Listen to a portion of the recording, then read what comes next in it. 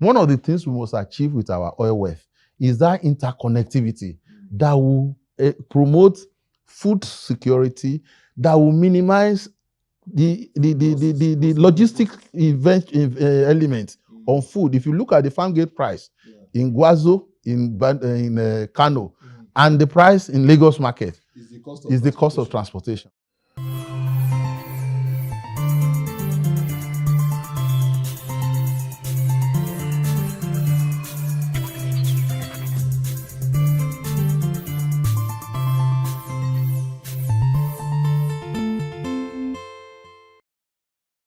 You're welcome to the Economy and Politics Conversation. I'm Ottoabasi, Abasiekong.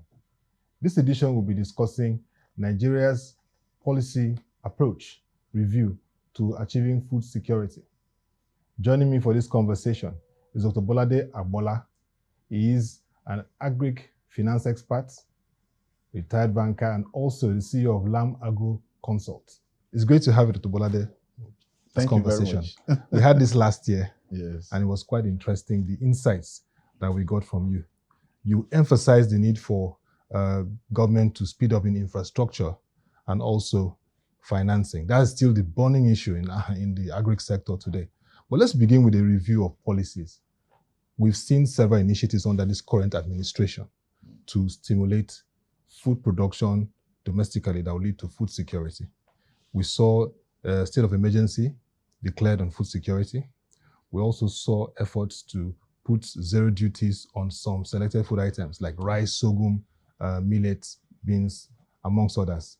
Also, we've seen the recapitalization of the Bank of Agriculture to the tune of 1.5 trillion naira, and also the Central Bank of Nigeria handed about 2.15 million fertilizers to farmers. We've also seen tractors donated. But in all of this, I just want to understand from your perspective, looking back almost 1 year now, I'd like to hear from you. Are we making progress? Are we on that pathway to achieve food security? What is on the front burner now? If you look at it from the empirical data, you look at inflation as at this time last year, July, it's about 39%. So last July, it's about 22.7%. So if you want to measure that, I say, okay, as food production increased, but that is not really the goal. The goal is food self-sufficiency, and then, of course, agriculture being in a position to play its traditional role in the economy. Like Riley said, a lot of policy initiatives are taking place, right from even the zero subsidy, when towards the harvesting season last year, inflation was supposed to be going down, but it was skyrocketing. So government had to come in to allow some food to come in. A lot of people criticized it, but if you look at the way the world is structured, we cannot say total ban to every food import. There is nothing we are going to do to be self-sufficient in wheat production because it's a temperate crop. But we can talk about yam, we can talk about cassava, that's our home. And of course, God also distributed in such a way that we also have some crops the temperate nation cannot produce, like cocoa, like oil palm, like cashew nuts, which is our own advantage. So there is a lot to be done in our agriculture. Agricultural development is not a 100-meter dash. It's a long marathon race, and a lot have to be done to address all the value chain, from input to production to processing. And in terms of progress, I also believe that there's a little progress in budgeting. Last year's budget for agriculture was probably about 2024 was 362 billion naira. This year it has been increased to 826 billion naira, about 300. Significant improvement. Even though we know that the national budget also has gone up, and in real terms, because of the value of the naira, we are the benchmark we need to achieve as a nation. We are still far from it because the material declaration of 10% for nations to be able to, African nations, to be self-sufficient in food production. So we are far from it. But the good news, even between last year and this year, is that there's a state government that have come and spent 29.5% of its budget. That's Niger State. Niger State on agriculture. And the beautiful thing about it, which is real, is spending 16 billion naira to import 300 tractors at 40 million naira each You can only Which the president recently went to inspect. that is the earlier one. Yeah. The one he did last year. Last year, yes. In this year's budget, he put in another one. 300. So I believe it's a wake-up call to all the other states of the federation and even the federal government. If you really want to achieve the milestone we want in agriculture, we need to improve the budgeting for agriculture to at least 10, let's say even 5%. That would be rather than what 1.7% we are having now at the federal level. And then the federal government can now have the moral capacity to persuade the states to spend as much as what Niger State is doing, or even half of that. If you spend it across, we will build the infrastructure. We will be self-sufficient in food production. And I always tell people, Nigeria, we are the 6th most populous country in the world. Over 220 million, projected to over 300 About 230 million. Two, in terms of land area, we are number 32 out of 195 nations. So we have land, we have the resources to really, in fact, we ought to be the food basket of West Africa, Sub-Saharan Africa, because we have the most contiguous arable land that we can transform, grow various crops, from tropical crops to semi-temperate crops. And what do we need to do this? Is infrastructure. Agriculture has soft infrastructure. Which will come to in the next part of this conversation. Agriculture has soft infrastructure. We also have hard infrastructure, rural roads, dams. We have 2 of Africa's biggest rivers passing through Nigeria. In how many places have we dammed it for agriculture? And there are tributaries all over the place. So we have a lot to do. Spending to agriculture, to me, is the way to get to the destination. And look at the global outlook today. If there is peace in Ukraine and Russia and they start pumping out oil, price of crude oil will probably get down to another 40 million barrels per day. So but diversifying our revenue is very important. Yes, so improve our agriculture.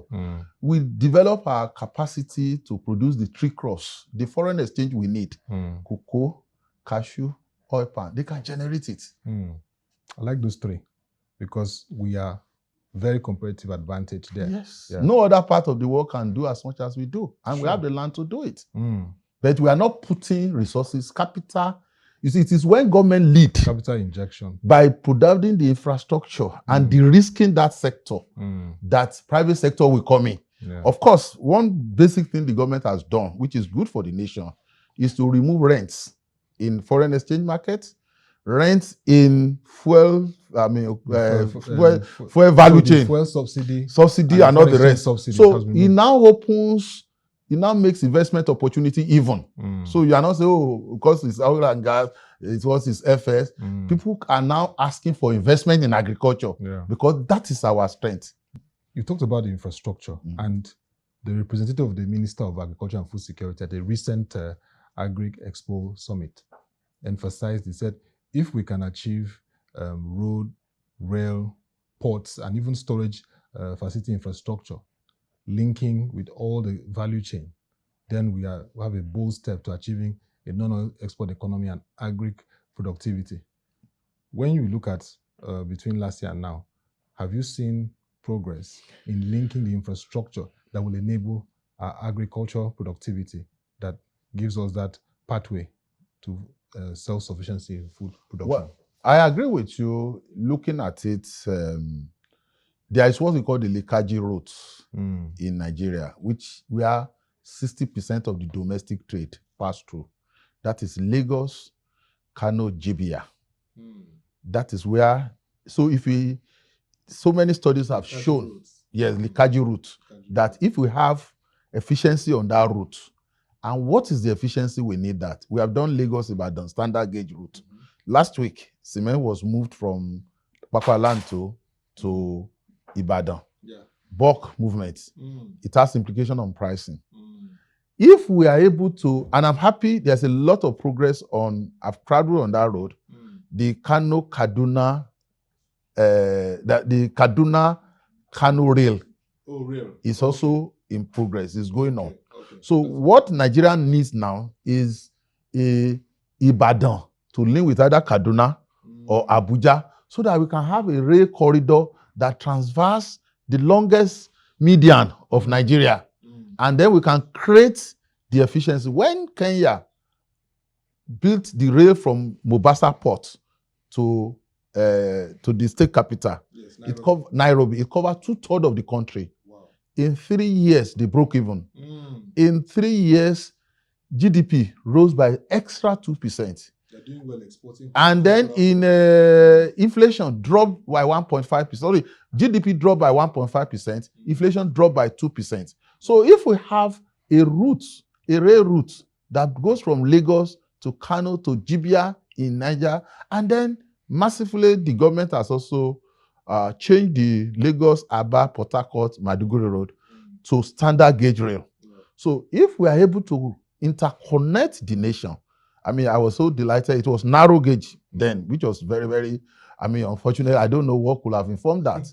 But massively, the present government has awarded the contract to turn it to standard gauge so that trains can be moving up and down. You can see the small rail done from Marina to Mile 2. They are doing 70 trips in a day, carrying 800 people at a time. So for a big country like this, one of the things we must achieve with our oil wealth is that interconnectivity that will promote food security, that will minimize the logistic element on food. If you look at the farm gate price in Gwazo, in Kano, and the price in Lagos market is the cost of transportation. So, and of course, there's also a subtle thing that is the gradual replacement of our oilage with CNG, which Dangote Oil is trying to. So once those things comes in, logistics is taken away, is minimized, then of course we are nearer to food security. And then of course, the dynamics of the market will be better. Of course, once all those things open up, I mean, there's nothing stopping somebody in Lagos leaving his office on Friday by rail to Pategi, see his rice farm there, come back on Sunday evening, and then productivity increase, income will increase, and the nation will become more prosperous. So we need those. So to me, I would say in terms of policy, there is a good direction along that line. Let the government finish Kaduna to Kano rail, and then the Kaduna to Kano road is also going. And then we also know that there are a lot of the agro processing zones too. Yes. Every state government, special agro processing zones, is going out across it. There's one in Ibadan, there's one in Calabar, there's this one in Ilorin, in the middle belt, so that we can process our food. You see, the beauty of value chain approach is that if you create efficiency in one segment of the value chain, it goes to the entire chain. So once we are able to process, production will go up. But the key element, which I'm sure the government has also tackled, they still need to do more. The sad reality is that Nigeria does not have up to 50,000 tractors in the entire nation, compared to Britain that has between 450 and 500,000 tractors. That's 68 million people. So you can see how our farmers are handicapped. So we need to really double down and bring in mechanized agriculture so that this 36% of our population engaged in primary production will reduce significantly.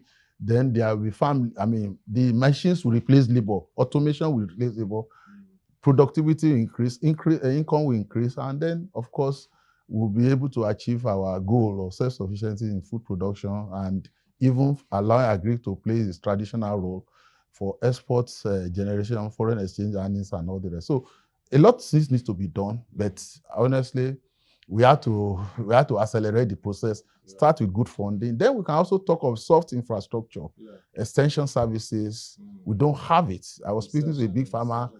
They was telling me recently, last week, he has never set his eyes on an extension pest worker. And that is very, very bad. It's a critical element linking research to extension. And then when you talk of research too, we are not funding our research station. Imagine the feat. We have AMTI in Ilorin for training. We have Nigerian series research in Pategi. So all of them in all the cocoa research in Ibadan. We need to fund them. We need to also create commercial wing in them so that their output, they can be center of seed multiplication. Everybody have been talking of GMO organisms, cross, livestock. The truth of it is that if our research stations are doing the research themselves, They will be modifying and improving the genetics of our crops. And then the import of that is that the major problem African nations are complaining against GMO food is economic. Because you are perpetually dependent on the seed producing company. Because you cannot use the seed you used to plant this year, you cannot use the seed to plant the next year. You have to buy new seed. Otherwise, the attribute, the yield you got last year, 3.5 instead of 1.5, you cannot get it. So the key thing is that our research stations are capable of actually developing our plant, our livestock, and then make them available. So we need much funding for research, for extension. There is no other process of developing agriculture other than facing those principles: your inputs, your processing, your research, your extension. They are basic, critical. And that is what America did after the Great Depression. They created institutions to train people in agriculture. They created farm support, that subsidy. They created smart subsidy. They created research stations. They created extension services, and all this work together to transform the agriculture. Every policy resolve around that. And when you get that done, you get the desired result. Now let's look at financing, because the big word now is we need to have innovative financing for agriculture. Yes. We need to rethink financing for agriculture. And we have several financing initiatives. We've just said that the Bank of Agriculture has been recapitalized to level 1.5 trillion. We have several banks that have big portfolio to the agri sector. What is very important at this time? We've talked about budgeting. We may not hit that level yet, but how can we achieve a public-private partnership in a level that we see scale in agri financing in the country? Yeah, thank you very much. That's a very interesting. Financing has always been, agri is a business. And like every other business, you need financing. You need money. And you use your equity and then you use your debt to leverage yourself so that your return on assets, because your return on equity is always small, but when you leverage it, you have a higher return on assets and you can be more profitable. That principle applies to agriculture. Now, the challenge we've had is that we didn't have a agricultural development bank that was well developed. And commercial bank, I was a product of commercial bank. So I can tell you, we all take all the deposits around the country and lend so little to the center. I am happy with the recapitalization. I hope the new Bank of Agri will not follow the old development bank model, which is use your equity. And when the equities are squeezed up, you start looking. We must look at a model that worked in Thailand. They developed their agri-development bank to a deposit-taking bank and a rural bank. So apart from equity, they have loanable funds coming from the deposits, because farmers also need banking services. They also deposit. Then they also have rural. So we are still looking at the structure of the recapitalized agri-development. 1.3 trillion is a small balance sheet. It's because it will get exhausted. But you need to have a pool of resources coming. And to me, what I believe with that capitalization, they should have presence in at least all the major local governments and have a deposit scheme that will attract.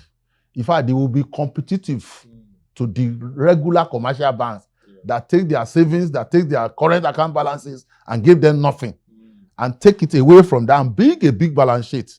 But it's a thing I've been advocating in all the places I've been privileged, that we must have, we have put people who can source fund. Beyond sourcing fund, you need operations people who can set up the process and make those banks rural bank. In fact, if it was during the military regime, you will compare all local governments to have the accounts with those banks. In fact, as the CEO of the new recapitalized bank, the first task is go and get your rural government account and give them basic banking services. That's the only way you can be the rural bank. So once you have a big pool, it will lower your cost of lending.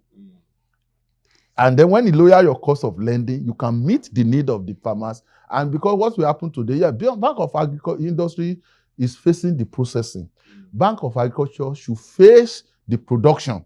And agri-production varies from 90 days crop to 4-year crop. If I want to do an oil palm plantation or a cashew nut or a coconut, I need a funding arrangement that can take into consideration the fact that it will take minimum 4 years for me to start reaping either my cocoa or coconut. So you need a bank product that will smartly address that. Maybe you are refinancing your existing farm. And then the refinancing takes the form of, okay, I have 1 hectare of cocoa. How do I use half of it to raise fund, cash flow from the maybe my interest payment, give me some moratorium. So you need smart products. I hope they will work to that. Until they unveil that, we will not know, we will do. But honestly, those are the things we need to do. We need a functional agri bank that will take credit to the nook and cranny of Nigeria, that will also take deposit and offer them some banking services, and then take away those deposits in those rural areas and make it as part of our loanable fund for agricultural development. Very critical. Let's look at livestock development. We now have a ministry. Yes. Just in 1 minute, looking at what has happened in livestock, what should be done further to unlock that area, which is a key catalyst to boosting food security? Livestock is one tranche.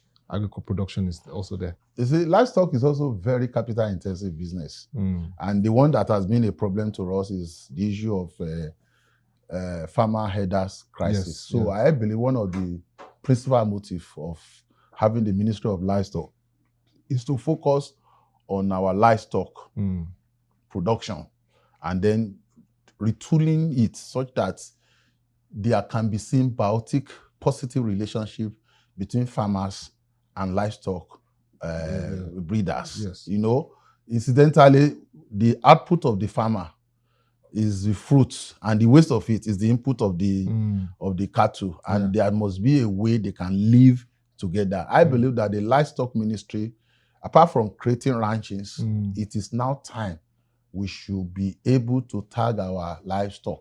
Yes. This is the only part of the world that livestock are not tagged. Go to South Africa, it is tagged. Go to Western Europe, Eastern Europe, from the date of birth till it is slaughtered. And those tags is technology driven. So this is the time for the ministry to look at how can we pioneer it. Most of the livestock reared in the sub-Saharan Africa is consumed in Nigeria because of our income, because of our population. So we must have a relationship with whether you are from Niger, whether you're from Sudan, Southern Sudan, Libya, whatever. Most of them end up either from Burkina Faso. At the end of the day, they cross Nigeria border. So how do we tag them so that you can, once you tag the animal, you tag the rearer, you protect the livestock.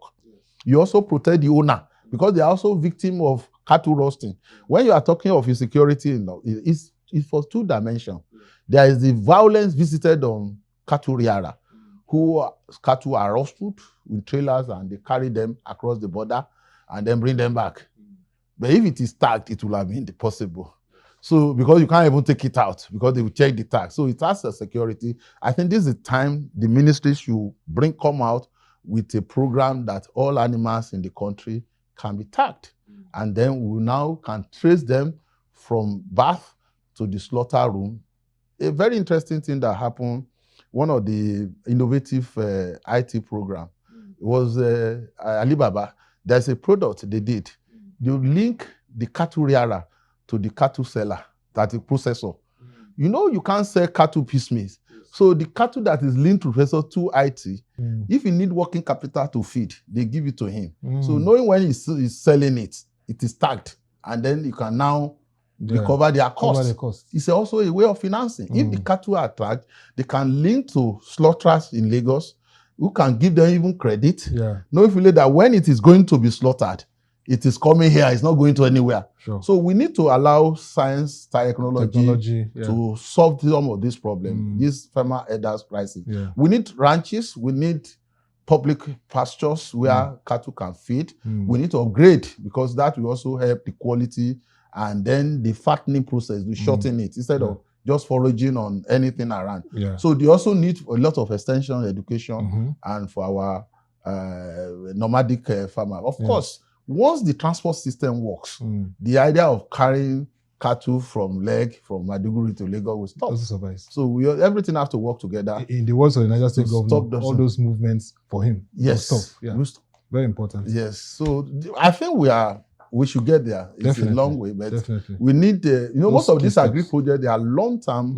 And it takes real focus and to really articulate the ideas, work on it, and let it be. I believe the greatest task for the Ministry of Livestock Feed, apart from ensuring development of, and you also must add that ranching, even 100% zero grazing, it's not an easy, it's very expensive. Yeah. Because a cow costs over 1 million. So the input is also a lot of money. Yeah. So you must create this incentive to them to go and feed food along the road. Yeah. Because if you are going to buy all your concentrate or something, the margin is not as profitable. Yes. So we must find a way to have a kind of symbiotic relationship between our farmers and our herders. Of course, we know in the middle belt, there's land constraints. And that is part of the problem because it's not only about grazing, it's about land ownership and all the rest. So which we have to use non-kinetic measure to stop the problem. I think the insecurity across the country, the food belt has to be properly managed to achieve that. Very important. What are your closing thoughts? I mean, these are very interesting conversations, but in 1 minute, what's your closing thoughts on this sector? The most sustainable way to develop this economy is to focus on the infrastructure, soft and hard, to develop agriculture. Government must spend more, and then, of course, you also need the thought leaders to play a key role in formulating our agri policies and implementing them. But we have a lot to do. We have no business in not being able to be the food basket of sub-Saharan Africa. In other words, we should be able to feed ourselves, and agriculture play that role of not only food production, but also exportable raw materials through our tree crops and some export crops. We have the capacity. We have the irrigation facility. We have rivers that we are now damming. Even the flooding in the Niger Delta will be reduced. If we put more dams in those rivers, we control everything. So we need to put a lot of investment on those infrastructure to move our agriculture forward. And I think we'll get there. Thank you very much. Very insightful points you've made, Dr. Bolade Agbola. Thank you very much for the time. It's nice having this discussion with you, Dr. Bolade Agbola, the Thank you very much. agri-economist and CEO of Agroconsult. Thank you for giving us insights on the review of Nigeria's food security approach and, of course, the pathway to achieving it. Thank you once again for the time. Thank you once again for the time. Thank you. Thank you very much. Thank you. So our viewers, that'll be all for this interesting conversation. If you want to get further insights on this, follow our website displayed on the screen and, of course, our social media platforms. Till you come your way again, thank you for being part of this conversation. I'm Ottoabasi. Bye for now.